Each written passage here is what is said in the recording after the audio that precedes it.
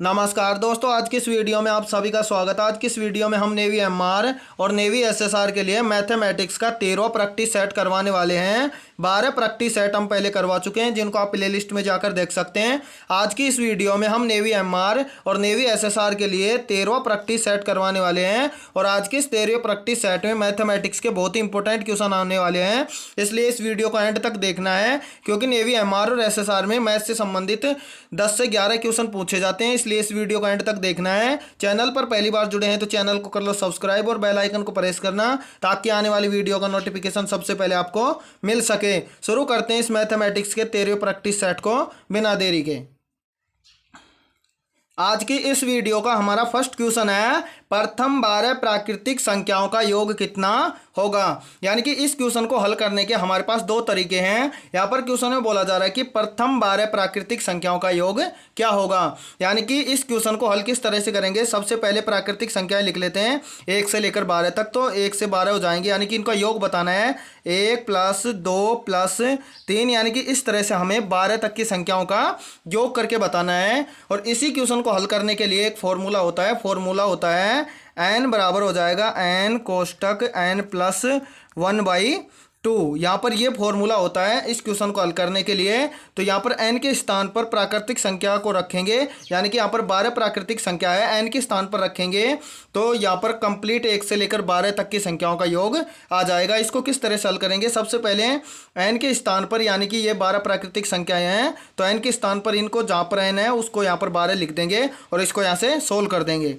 तो सोल्व करते हैं इसको। तो यहाँ पर हो जाएगा, सूत्र है हमारे पास n बराबर n कोष्टक n + 1/2। तो यहाँ पर n बराबर यानी कि प्राकृतिक संख्याओं का बराबर हो जाएगा। तो प्राकृतिक संख्या यहाँ पर कितनी है, 12। तो यहाँ पर हो जाएगा n यानी कि प्राकृतिक संख्याओं के बराबर हो जाएगा, n के स्थान पर रख देंगे 12। तो यहाँ पर हो जाएगा 12 कोष्टक 12 + 1/2। इसको यहाँ से सोल्व करेंगे तो यहाँ से इसको काट देंगे, 2 एकम 2 और इसको काट देंगे 12 को, तो 6 दूनी 12। तो n बराबर हो जाएगा, यानी कि 12 प्राकृतिक संख्याओं के बराबर हो जाएगा। तो यहाँ पर कितना बच गया, 6, और अंदर कोष्टक में कितना है 12 और 1 कितना हो जाएगा, यानी कि इनको जोड़ेंगे तो 12 और 1 हो जाएगा 13। तो यहाँ पर लिख देंगे गुणा में 13, और इसको यहाँ से सोल्व करेंगे तो 13 छिकी 78। तो यहाँ पर हो जाएगा 13 छिकी 78, यानी कि 1 से 12 तक की संख्याओं को हम जोड़ेंगे तो हमारे पास उनका योग होगा 78। अब ये 78 हमें किस ऑप्शन में दे रखा है, वो हमारा राइट आंसर हो जाएगा। ये हमें दे रखा है ऑप्शन ए में, तो ए हमारा राइट आंसर हो जाएगा। ये तो यहाँ पर दे रखा था हमें 12 प्राकृतिक संख्याएं, और मान लो कि हमें एग्जाम में यहाँ पर 12 ना देकर यहाँ पर 10 दे दे, 20 25 जितनी भी संख्याएं दे, तो हमें ये सूत्र लगाना है n बराबर n कोष्टक n + 1/2। यानी कि ये सूत्र हम लगाएंगे तो चाहे यहाँ पर प्राकृतिक संख्याएं कितनी भी हो, उनका योग बहुत ही आसानी से हम निकाल सकते हैं। इंपॉर्टेंट क्वेश्चन था, इस क्वेश्चन को घर पर आपको सोल्व करना है। नेक्स्ट क्वेश्चन करते हैं। नेक्स्ट क्वेश्चन है, प्रथम 4 अंकों की सबसे बड़ी संख्या तथा 4 अंकों की सबसे छोटी संख्या का अंतर ज्ञात कीजिए। अब इस क्वेश्चन को किस तरह से हल करेंगे, सबसे पहले क्वेश्चन में हमें बोला जा रहा है कि प्रथम 4 अंकों की सबसे बड़ी संख्या तथा सबसे छोटी 4 अंकों की संख्या, तो दोनों का हमें अंतर निकाल कर बताना है कि क्या संख्या आएगी। तो 4 अंकों की सबसे बड़ी संख्या तो होती है 9999, ये तो होती है 4 अंकों की सबसे बड़ी संख्या। और 4 अंकों की सबसे छोटी संख्या किस तरह से निकालेंगे, तो सबसे छोटी संख्या का यहाँ पर बताना क्या है, अंतर। तो यहाँ पर अंतर के लिए कर देंगे यहाँ से माइनस। आगे पूछ क्या रहा है कि 4 अंकों की सबसे छोटी संख्या, तो सबसे छोटी संख्या क्या होती है 1, तो यहाँ पर लिख देंगे 1। और जितना आगे कितना है 4 अंकों की पूछ रहा है, तो एक संख्या तो हमारे पास हो गई। अब एक में से यानी कि एक संख्या को घटा देंगे, यानी कि एक में से एक को घटाएंगे तो हो जाएगा 0। तो 3 बार यहाँ पर लगा देंगे 0। तो यानी कि 4 अंकों की सबसे छोटी संख्या होती है 1000। तो यहाँ पर हो जाएगी 1000, तो हो जाएगी 4 अंकों की सबसे छोटी संख्या, और 4 अंकों की सबसे बड़ी संख्या हो जाएगी 9999। अब इसको हमें अंतर करके बताना है कि क्या संख्या आएगी। तो 9999 से हमें 1000 को घटाना है और हमें बताना है कि क्या संख्या आएगी। तो जब हम 9999 में से 1000 को घटाएंगे तो हमारे पास यहाँ पर आएगा 8999, और ये ही हमें बताना था कि ये हमें किस ऑप्शन में दिख रहा है, वो हमारा राइट आंसर हो जाएगा। ये हमें दिख रहा है ऑप्शन सी में, सी हमारा राइट आंसर हो जाएगा। यानी कि प्रथम 4 अंकों की सबसे बड़ी संख्या तो हो गई 9999 और 4 अंकों की सबसे छोटी संख्या हो गई 1000। यानी कि जब सबसे बड़ी 4 अंकों की संख्या में से 4 अंकों की सबसे छोटी संख्या को घटाएंगे तो हमारे पास आ जाएगा 8999। ये हमें दे रखा है ऑप्शन सी में, तो सी हमारा राइट आंसर हो जाएगा। यहाँ पर तो हमें पूछा है 4 अंकों की सबसे बड़ी संख्या और 4 अंकों की सबसे छोटी संख्या का अंतर। मान लो हमें एग्जाम में यहाँ पर दे देता कि 5 अंकों की सबसे बड़ी संख्या और 5 अंकों की सबसे छोटी संख्या का अंतर ज्ञात कीजिए, तो यहाँ पर यानी कि 9999 था, यहाँ पर एक 9 और बढ़ाएंगे और यहाँ पर एक 0 बढ़ाएंगे, जो भी अंतर आएगा उसको हम यहाँ पर लिख देंगे। इस तरह से इस क्वेश्चन को हल कर देंगे। क्वेश्चन समझ में आया तो इस वीडियो को लाइक कर दें। चैनल पर पहली बार जुड़े हैं तो चैनल को कर लो सब्सक्राइब। नेक्स्ट क्वेश्चन करते हैं।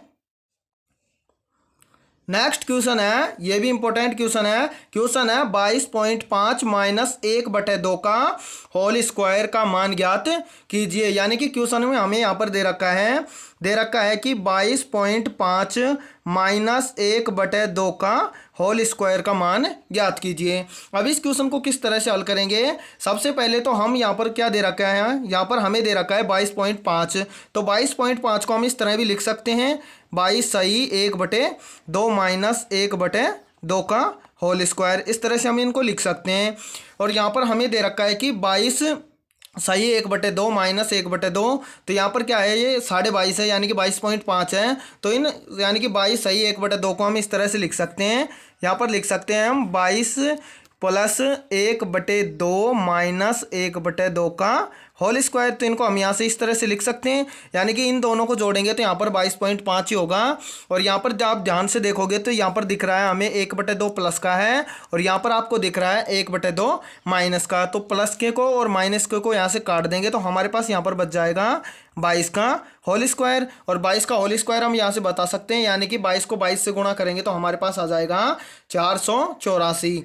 और यानी कि यहाँ पर आप चाहे तो इनको सोल्व करके देख सकते हैं, यानी कि 22 का होल स्क्वायर हो जाएगा, यानी कि 22 × 22 यहाँ से जब हम करेंगे तो हमारे पास आ जाएगा 484। और 484 हमें किस ऑप्शन में दे रखा है वो हमारा राइट आंसर हो जाएगा। ये हमें दे रखा है ऑप्शन डी में, तो डी हमारा राइट आंसर हो जाएगा। यानी कि जब हम इस संख्या को सोल्व करेंगे और इसका मान ज्ञात करेंगे तो हमारे पास आ जाएगा 484 और 484 हमारा राइट आंसर हो जाएगा।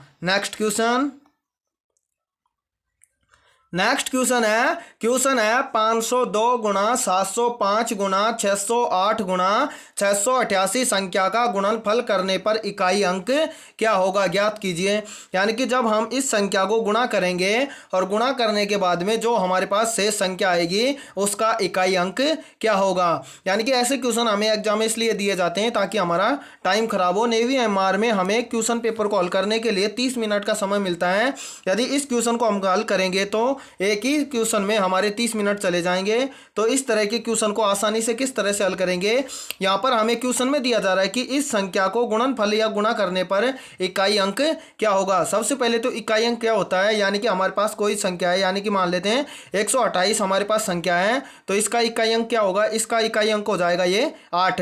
इसी तरह से यानी कि इस संख्या को कंप्लीट संख्या को गुणा करने पर जो संख्या आएगी उसका इकाई अंक क्या होगा। तो इसको किस तरह से हल करेंगे, यहाँ पर हमें इस कंप्लीट को गुणा नहीं करना है, यहाँ पर हमें पूछ रहा है कि इकाई अंक क्या होगा। तो सबसे पहले यहाँ पर हमें संख्या दे रखा है, संख्या क्या दे रखा है, संख्या हमें दे रखा है 502 गुणा 705 गुणा 608 गुणा 688। अब ये सारी संख्याएं हमें दे रखी है और इसको हमें गुणा करना है। तो हमें इसको गुणा ना करके यहाँ पर जो भी इस संख्या में हमें यहाँ पर दे रखा है कि इन सभी में इकाई अंक क्या है, तो यहाँ पर यानी कि 502 है तो इसमें इकाई अंक हो जाएगा 2, यहाँ पर 705 है तो इसमें इकाई अंक हो जाएगा 5, 608 में हो जाएगा 8 इकाई अंक, और यहाँ पर 688 है तो इसमें इकाई अंक हो जाएगा 8। हमें यहाँ पर इकाई अंक का ही गुणा करना है और गुणा करने के बाद जो संख्या आ जाएगी उसका इकाई अंक हमें बता देंगे। तो इस कंप्लीट संख्या का वो ही इकाई अंक होगा।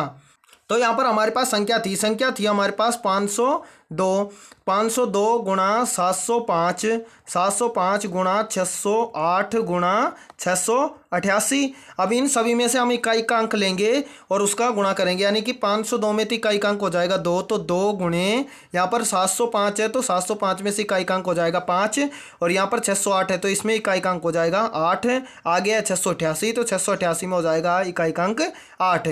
यानी कि इस संख्या को हम हल करेंगे और हम बता देंगे कि इकाई का अंक क्या होगा। तो इसको किस तरह से गुणा करना है। सबसे पहले हमें एग्जाम में सबसे फटाफट जो भी शॉर्ट ट्रिक लगे वो शॉर्ट ट्रिक लगा के हमें आंसर निकालना है। जैसे कि इसको गुणा करेंगे तो 5 दूनी 10 हो जाएगा, तो यहाँ पर हो जाएगा 5 दूनी 10 और यहाँ पर कितना हो जाएगा 8 64, तो यहाँ पर हो जाएगा 64। अब इस संख्या को भी मान लेते हैं, यहाँ पर तो 10 था यानी कि इसको आसानी से गुणा कर देंगे। इसको गुणा करेंगे तो हमारे पास 640 आ जाएगा। मान लो यहाँ पर 10 के स्थान पर कोई और संख्या होती तो उसको किस तरह से, तो हमें इकाई अंक बताना है।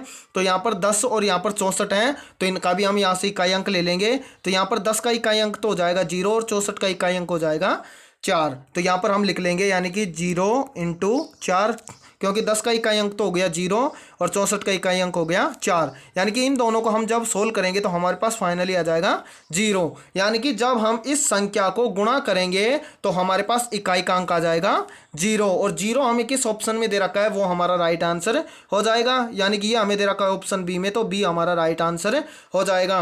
चाहे तो हम इसको भी यहाँ से गुणा करते हैं, यानी कि 600 यानी कि 64 को 10 से गुणा करते तो यहाँ से ये 0 इसके लग जाती, तो यहाँ पर हमारे पास कितना आ जाता, 64 को 10 से गुणा करते तो हमारे पास आ जाता 640। तो यहाँ पर इकाई का अंक क्या हो गया 0, हमें इकाई का अंक की पूछ रहा था, इकाई का अंक हमारा राइट आंसर हो जाएगा ऑप्शन बी। ऐसे ही क्वेश्चनों को हमें सबसे पहले इकाई का अंक पूछे तो सब में इकाई का अंक उठाना है और उस इकाई के अंक को गुणा करना है, और उनमें इकाई का अंक जो है वो हमारा राइट आंसर हो जाएगा। ऐसे क्वेश्चन को एग्जाम में इसी तरह से सोल्व करते हैं। नेक्स्ट क्वेश्चन कर लेते हैं। नेक्स्ट क्वेश्चन है राहुल ने एक पंखा 1500 रुपये में खरीदा और 300 रुपये का लाभ कमाकर जर्मन को बेच देता है, तो राहुल ने पंखा कितने रुपए में बेचा है ज्ञात कीजिए। इस क्वेश्चन को किस तरह से हल करेंगे। क्वेश्चन में बोला जा रहा है कि राहुल ने किसी पंखे को 1500 रुपये में खरीदा और 300 रुपये का लाभ कमाकर जर्मन को बेच देता है, तो राहुल ने पंखा कितने रुपए में बेचा है। तो इस क्वेश्चन को किस तरह से हल करेंगे। सबसे पहले तो हमें ज्ञात होना चाहिए कि राहुल ने पंखा कितने रुपए में खरीदा है। तो राहुल ने पंखा खरीदा था 1500 रुपये का, तो यहाँ पर लिखेंगे 1500 रुपये का राहुल ने पंखा खरीदा था और उसने कितने रुपए का बेचा है ये हमें ज्ञात करना है। तो यानी कि उसने कितने रुपए का बेचा ये हमें ज्ञात करना है, और राहुल ने पंखा खरीदा था 1500 रुपये का, और 1500 रुपये का पंखा खरीदने पर उसने 300 रुपये का लाभ कमाकर पंखे को बेच दिया। तो यहाँ पर उसने लाभ कितने का कमाया है, ये तो लाभ यानी कि उससे पंखे की कीमत में जोड़ देंगे। यानी कि पंखा हमने 1500 को खरीदा था और 300 रुपये का लाभ कमाकर उसको हमने बेच दिया, तो यहाँ पर लिख देंगे हम 300 रुपये का हुआ है हमें लाभ। यानी कि अब इसको हम यहाँ से जोड़ेंगे तो यहाँ पर हो जाएगा 1500 + 300, तो यहाँ पर हो जाएगा 1800 रुपये। तो यहाँ पर 1800 हमारे पास हो गया। यानी कि राहुल ने 1500 रुपये का पंखा खरीदा और 300 रुपये का लाभ कमाकर जर्मन को बेच देता है, तो राहुल ने वह पंखा 1800 रुपये में बेचा। ये हमें किस ऑप्शन में दे रखा है, ये हमें दे रखा है ऑप्शन ए में, तो ए हमारा राइट आंसर हो जाएगा।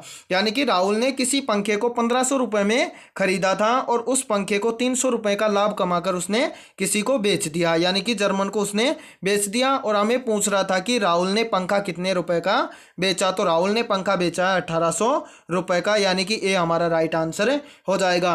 आज की इस वीडियो में इतना ही। वीडियो पसंद आई है तो इस वीडियो को लाइक कर दें। चैनल पर पहली बार जुड़े हैं तो चैनल को कर लो सब्सक्राइब और बेल आइकन को प्रेस करना ताकि आने वाली वीडियो का नोटिफिकेशन सबसे पहले आपको मिल सके। कल मिलते हैं 8 बजे इंपॉर्टेंट क्वेश्चनों के साथ जीके और साइंस के, यानी कि कल सुबह 8 बजे होंगे जीके और साइंस के इंपॉर्टेंट क्वेश्चन, और क्वेश्चन होंगे 40 अंक के, यानी कि 40 क्वेश्चन होने वाले हैं कल सुबह 8 बजे हमारे जीके और साइंस के।